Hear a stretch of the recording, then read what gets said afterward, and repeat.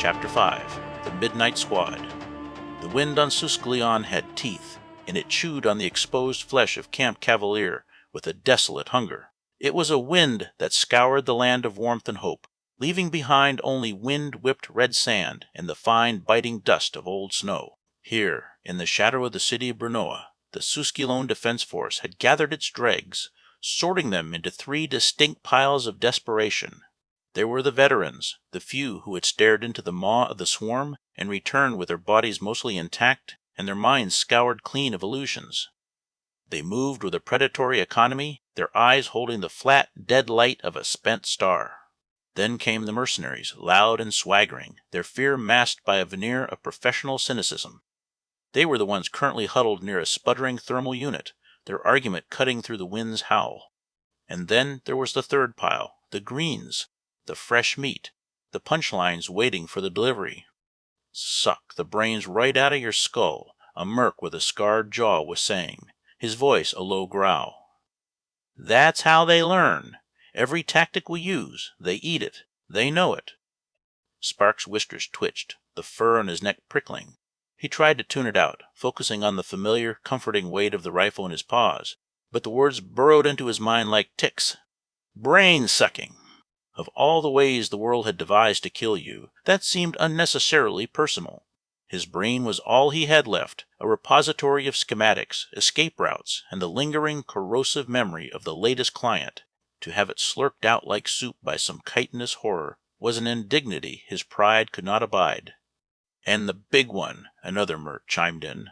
"The one they call the Brood Lord. A monster the size of a hab-block, they say. Puts out a psychic wave, and everything for a mile around becomes its puppet."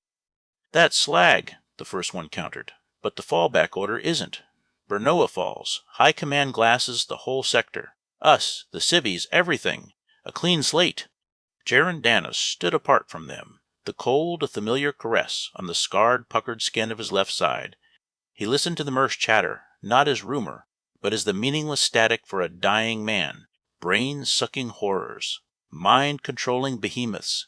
Tactical nukes. They were just different shades of the fire already burning inside him. A furnace the winter couldn't touch. These creatures, these swarm, were not a strategic problem to be analyzed. This was finally it. The way out. A sergeant, whose face was a road map of broken capillaries and disappointment, stomped toward them. "Squad, on your feet! Major Jaldemiric wants a word." The march to the command barracks was a short, bleak affair. The camp itself was a haphazard collection of prefabricated structures, many already surrendering to the elements, their frames listing under layers of sand and ice. Amidst the decay, Eve 4 moved with a silent, fluid grace that was unnerving in its perfection, her chrome chassis reflecting the bleak, gray sky. Inside that polished shell, a war of protocols was raging. Target acquisition, Major Kresh Jaldemaric, Vesk. Decorated military career, numerous citations for excessive brutality. Noted preference for raw meat, consumed with suboptimal table manners. The data scrolled through her consciousness, a cold, sterile report. Then, a ghost in her machine, a remnant of a purpose she was meant to fulfill, flickered to life. "Guest is approaching. Suggest preparing. Canapes?" The word came out as a stuttered, electronic whisper, loud enough for the others to hear. "Apologies," she said, her vocalizer resetting to its default customer service monotone. "A momentary data conflict. Please disregard." Spark shot her a sideways glance, his nose twitching. He'd seen plenty of droids, but none like this one. "A glitch about party snacks on the way to a Vesk, Major? It was fascinating." A morbid curiosity sparked within him, the ingrained urge of a tinkerer wanting to peel back the chrome plating and see the wiring beneath. What kind of logic loops produced that particular error? As his gaze lingered, a heavy presence shifted beside him. Moreau had noticed. The Vesk's toad-like features stretched into a slow, lewd leer of profound misunderstanding. He gave Spark a subtle nudge with his armored elbow, a gesture of crude camaraderie. Spark ignored him, his mind already calculating the tools he'd need to run a proper diagnostic. This android wasn't just another variable in an overflowing equation. She was a puzzle he desperately wanted to take apart. Major Jaldemeric was precisely the monster Eve's data had promised. He was a mountain of scaled muscle and scar tissue, his office little more than a cage he paced in. A crudely augmented left eye, a mess of crimson optics and exposed wiring, whirred as it focused on them. He didn't invite them to sit, a breach of standard hospitality protocols that sent a discordant flicker through Eve's etiquette subroutines. "You are the fifth," he began, his voice like rocks grinding together. "You are no longer civilians. You are the line. The swarm is at our door, and they are winning." He let the words hang in the air, heavy and suffocating. "They don't get tired. They don't surrender. So we will make this planet too costly to take. We will make them bleed for every inch." He stopped in front of them, his augmented eye boring into each of them in turn. "You are now Midnight Squad.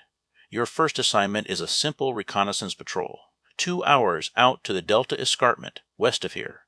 You will observe, and you will return by morning. If you see any sign of the swarm, you report it. You do not engage. Any questions?" The silence that followed was thick and absolute, broken only by a single booming sound from the back. Hurrah! It was Morral! He stood there in his gleaming Dreshklar plate, a monument to unthinking enthusiasm. The armor reflected the Major's stony expression and the stunned disbelief on the faces of his new squad mates. Jaldemeric's good eye narrowed, but he ignored the outburst. He was about to dismiss them when a small, hesitant voice piped up. "This brain-sucking thing?" Spark asked, his voice barely a squeak. Is that true?" The Major's lips peeled back from his teeth in something that was not a smile. "They are the swarm, Ratman. Assume everything you've heard is true, and then assume it's worse. Now, get out of my sight." They were sent packing into the encroaching gloom, the brutal cold of the Suskilan night descending like a shroud. The sounds of the camp faded behind them, replaced by the rhythmic crunch of their boots on the frozen ground. The weather was clearing, revealing a sky littered with cold, indifferent stars. Morral, oblivious to the crushing weight of the silence, lumbered up beside Spark. He clapped the Waisoki on the shoulder with a gauntleted hand that nearly drove him to his knees. "Har! Har! Better keep that tail tucked in, little guy," the vest grumbled, his laughter a cloud of vapor in the frigid air. "Wouldn't want you to get frostbite in your furry assets." Spark just grunted, pulling his collar tighter. He glanced over at Jaren, who stared ahead into the darkness, his burned face a mask of cold fury.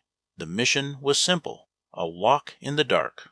But Spark knew the galaxy, and he knew that the simplest jobs were always the ones that got you killed. Chapter 6. Minor Setbacks. The first hour of the march was a grinding misery. The cold was a physical predator, gnawing at armor seams and sinking teeth into any exposed flesh. It promised a clean, sterile death that made being eaten by the swarm feel redundant. The only sounds were the crunch of boots on frozen earth and the howl of a wind stripping the very idea of warmth from the universe. Eve stopped first, her chrome form a stark sculpture against the desolation. She tilted her head in a gesture of perfectly calibrated curiosity. "Anomalous impressions detected in the substrate," she announced, her voice a flat monotone that cut through the wind. Spark trotted forward, rifle low, whiskers twitching. He knelt, gloved paws hovering over the marks in the thin snow. They were deep, rounded, and far too large. His mind, a frantic calculator of odds, tried to process the data, local fauna, quadrupedal, significant mass, but a more primal part of his brain, the part that survived in the rust-eaten guts of Absalom Station, screamed a simpler word: predator. "Big," he squeaked, the sound swallowed by the wind. He scrambled back, eyes darting into the oppressive dark. "Something very big." He glanced at Moral's massive, armored form, and felt an overwhelming tactical urge to use the Vesk as a shield, edging closer without a shred of dignity. Jaren spared the tracks a single glance before his gaze returned to the horizon, his scarred face impassive. The cold, the dark, the threat of some stalking beast, they were simple problems of flesh and fang, obstacles. The true predator was waiting in the dark between the stars, and he would not be distracted. He pushed on, his silent advance, the only command the squad needed. They reached the escarpment near the end of the second hour. It wasn't a military outpost so much as a monument to failure. A crude bunker, a concrete wound in the earth, stood exposed. The ground was littered with the ghosts of an old battle, spent energy cells, twisted shrapnel, and the faint dark stains of things best left unidentified. "Home, sweet home," Spark muttered, diving into the relative shelter. He curled into a ball on the frozen floor, rifle clutched like a child's toy. Jaren followed, settling against the far wall without a word. He didn't sleep. He simply shut down, his consciousness retreating into the furnace of his hatred, leaving only a sentinel of fury on guard. That left Eve and Morol on watch. The Vesk stood at the bunker's entrance, a hulking silhouette staring down at his own feet as if they held the secrets to some forgotten joke. Eve, however, could not remain still. The disorder of the bunker, the scattered debris, the sheer untidiness was a discordant shriek in her programming. Guest amenities are in a state of disrepair. Sanitation protocols must be initiated. She began to clean.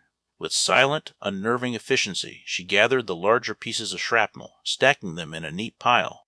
The repetitive motion was a familiar loop in a world of chaotic variables. After a few minutes, Moral's slow gaze lifted. He watched her, his features creased in concentration. He saw a task being performed. He lumbered over and, without a word, began to help, heaving a massive chunk of twisted metal onto the pile. They fell into a strange, silent rhythm, the chrome android and the armored brute, lost in the mindless work of imposing order on a forgotten battlefield. They forgot the cold. They forgot the watch. They forgot everything but the finality of the next heavy stone. The alarm was a synthesized shriek that ripped through their comms simultaneously. The recorded voice was tinny with static, but the words were colder than the wind. Prime 1 orbital dock. Warning, swarm. Signatures detected. All personnel to battle stations. This is not a drill. As if on cue, the sky above the distant silhouette of Brinoa ignited. Streaks of incandescent light tore through the darkness, missiles clawing their way into the heavens, met by swarms of smaller, angrier lights. Explosions blossomed like silent, deadly flowers against the void, painting the clouds in strobing flashes of orange and blue. They all stood frozen, mesmerized by the terrible beauty of it. It was Morale who broke the spell. He stared at the celestial light show, his head cocked. "A soldier does not think," he rumbled, a strange contemplative mantra. "Good job!" The profound, terrifying simplicity of the statement jolted Eve back to reality. Jaren was already moving, rifle up, eyes scanning the darkness. "We move now. Back to the camp." Spark, his mind still reeling from apex predators, now has to contend with an orbital invasion. He scrambled out of the bunker, his paranoia feeling horribly prescient. Right. Yes, back to the camp, away from everything. Jaren took point, his movements economical and predatory. He was a hunter again, but this time also the prey. The mystic part of him, the part that could feel the shift of the wind, was screaming. The air had grown thick, heavy with a pressure that had nothing to do with the weather. It felt like hate. He saw them first, not with his eyes, but with that inner sense, a flicker of wrongness in the landscape. "Stones," he hissed over the comm. "They're moving." The ground erupted. Two shapes burst from the snow in a spray of dirt and ice. They were the size of mastiffs, chitinous, ant-like horrors that moved with a twitching, unnatural speed. Their bodies were a sickening collage of razor-sharp legs and armored plates, and the air filled with a high-pitched chittering that drilled directly into the primal core of the brain. Before anyone could process the nightmare, one launched itself at Jaren. It was a blur of black carapace and screeching fury, slamming into him and nearly driving him to the ground. The thing was on him, its multiple legs scrabbling at his chest plate, seeking purchase. A horrifying wet clicking echoed inside his helmet as its mandibles snapped inches from his face. The squad was paralyzed for a heart-stopping second. Jaren, gasping for breath, fumbled for the combat knife at his belt and drove the blade into the creature's side. There was no blood, only a pressurized hiss as thick, green slime erupted from the wound, coating his arm. The stuff burned like acid, and he roared in pain, his grip faltering. The second creature leaped, targeting the largest threat. It latched onto Morol's chest, its claws tearing deep grooves into the polished plate with a desecrating shriek of metal. That sound broke the spell. Spark acted on pure instinct. The laser rifle came up, an extension of his shaking paws.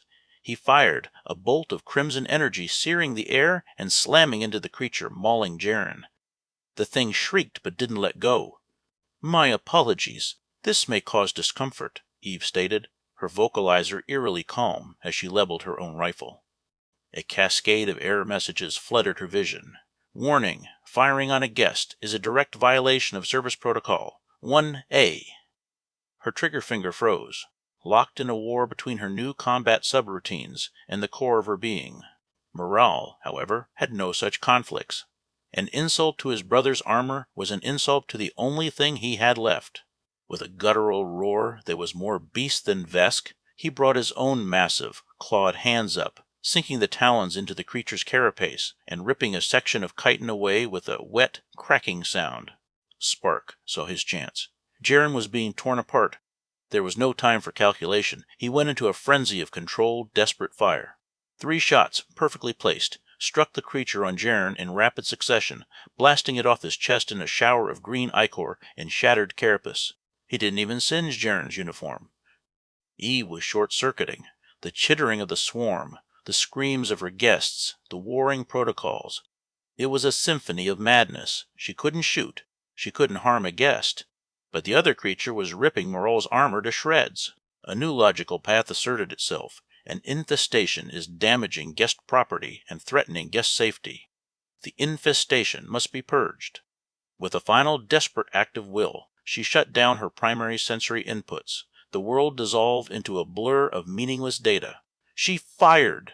The laser bolt struck something. The swarm, Morol, she didn't know. But it was enough. The momentary distraction gave Morol the opening he needed. He drove his claws deep into the creature's torso, hooked them, and with a final, world-shaking roar of pure, uncomplicated fury, he tore the thing in half. The 2 halves of the monster fell to the snow, twitching. The sudden silence was more deafening than the screams. It was broken only by the ragged, painful gasps of Jaren Danos and the low, steady hum of an android, rebooting her senses. For a long moment, no one moved. They were 4 points of fading warmth, the last embers in a frozen wilderness. Jaren closed his eyes. The pain lancing up his arm from the creature's acidic slime was a welcome distraction from the carnage. He focused on the fire, letting it burn away the battlefield and pull him inward. It was a technique learned in the sterile halls of a Calaveran temple, a mental cauterizing of the senses. The wind became a distant pressure, the throb of his own pulse, a metronome counting down to nothing. Spark's paws trembled, but his movements were efficient. He fumbled in his pack, producing a med patch. "Hold still," he squeaked, his voice tight as he slapped the patch onto Jaren's burn. The chemical sealant hissed. A wounded soldier slowed everyone down, and Spark had no intention of being slowed. He saw only the tactical reality. Jaren was an asset that needed repair. The act pulled Jaren from his trance. He grunted, eyes snapping open, and rose with a stiff, deliberate motion. Without a word, the squad began to move, a somber procession marching away from the fresh graves in the snow. They walked, the crunch of their boots, the only rhythm in a world gone silent. Eve strode ahead, her optical sensors sweeping the horizon. She detected movement near the distant flickering lights of Brnoa and paused, tilting her head. "Attention valued guest," she announced, her voice the flat, calm tone of a machine. "Visual anomalies detected. Tactical grid reference, Brnoa. Attempting to hail management. Apologies. There appears to be significant signal interference." Static hissed from her external speaker. Then a voice, thin and screaming, tore through the noise. "Repeat. All forces fall back to Highway 12. Shield the civilian evacuation. Brnoa is—" The transmission dissolved back into a shriek of static. A new silence fell, colder and sharper than before. Jaren stopped. He stared toward the chaos of the city, but his eyes saw a different fire on a different world. "This is how my daughter died," he said. The words fell from his lips, devoid of heat or emotion. He wasn't speaking to them. He was speaking to the ghosts of Calavar, to a girl long gone. He adjusted their course without another word, a new, terrible energy in his stride. The squad followed, their pace quickened by the unspoken horror of his grief. The sun began to bleed over the horizon, painting the bruised clouds in shades of rust and ash. The distant bombardment of Brenois grew from a dull thudding to a constant, gut-wrenching roar. The air itself seemed to vibrate with the city's death. Soon, the sound of small arms fired joined the chorus, a frantic, chittering counterpoint to the bass drum of the artillery. Jaren's head snapped toward Eve. "Junk, to the fore," he commanded, his voice brutal. The insult registered as a flicker in Eve's logic. Guessed dissatisfaction, logged and filed, but she complied with silent, fluid grace, taking point. They crested a ridge, and the disaster unfolded below. Highway 12 was a choked artery of misery, clogged with a river of desperate refugees and abandoned vehicles. Pillars of black smoke rose from Brenois, marking the places where hope had died. Amidst the chaos, a makeshift SDF command post was a small island of grim purpose, armored vehicles parked haphazardly around a sputtering command tent. As they approached, a soldier whose face was grimy with dust and fear waved them over. "Get to the major! On the double!" The command post was a hive of frantic energy. Major Jaldamaric wore a mask of strained authority. He didn't look at them as he stabbed a finger toward a large crater gouged into the roadside. "Get in that crater and hold the line!" he barked. When they hesitated, uncertain if the command barked into the chaos was even meant for them, he shot them a look of pure acid. "You need me to draw you a map!" His gaze swept over them and landed on Spark, who froze like a prey animal caught in a predator's beam. The Asoki's paws felt slick on his rifle. In a desperate, high-pitched squeak, he blurted out the first thing that came to his terrified mind. "We'll kill them all until they're dead, sir." The major's lip curled. "They should have made you the sergeant, rat man," he sneered. Spark, whose terror had frozen his higher reasoning, heard only the word sergeant. In the chaos, the sarcasm was lost, replaced by the terrifying weight of a command. A surge of adrenaline cut through his fear. "You heard him!" "Let's go!" he yelled, scrambling toward the crater to escape the dreadful major. As they slid into the defensive position, Eve's programming screeched at the sheer untidiness of it all. "Guests, please be advised," she announced, her monotone cutting through the tension. "This position contains significant debris. There is a high probability of snags and potential tarnishing of uniforms." No one heard her. From the lip of the crater, they had a clear view of the city's death throes. Alien pod ships, like organic tumors, descended through the smoke. A moment later, a massive, silent flash erupted from the city's heart, and one of Brenoa's landmark skyscrapers, a needle of steel and glass, folded in on itself and vanished into dust. Then the wounded sun went out. A shadow fell over them, vast and absolute. They looked up. It was Prime 1 orbital dock, a mountain of metal and light, now a burning coffin tumbling from the heavens. It filled the entire sky, trailing fire and debris, a dying god falling upon its creators. It passed over them in dreadful silence and crashed a few clicks away. There was no sound, only a flash of impossible, cleansing white, followed by a mushroom cloud that clawed its way into the sky. "Down!" Jaren hissed, the first sound anyone had made. A wall of dust and debris, the ghost of the station, rushed toward them. They threw themselves against the crater floor, burrowing into the frozen earth. The world dissolved into a deafening roar as the sonic boom hit, a physical blow that rattled their bones. Visibility dropped to nothing. It was too much for Spark. The loss of the dock, the sheer scale of the destruction. It was his ship, the Rusty Rat, all over again, but a million times worse. His nerves shattered. He scrambled to his feet, intending to bolt, to run anywhere, into the dust, into the fire, just to be mooling. A heavy hand clamped down on his shoulder. Jaren. He didn't pull, didn't force him down. He just held him, a steady anchor in the roaring chaos. Then, as suddenly as it began, the noise stopped. An oppressive, profound silence descended, broken only by the high-pitched ringing in their ears. They were alive, buried in the dark, waiting for the world to end.